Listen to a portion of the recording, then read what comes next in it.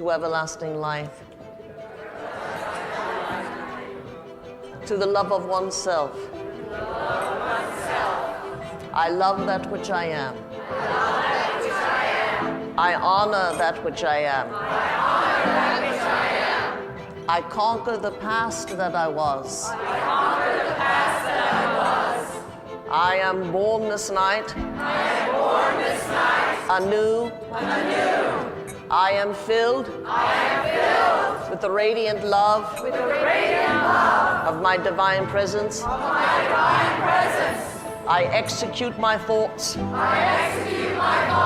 as the will of God. I do not execute them for the will of my body. For that which I am is born of the void and of the act of my birth is the love of the eternal for that which I am. O Holy, Holy Spirit, heal me this night and free me from bondage of my own limitations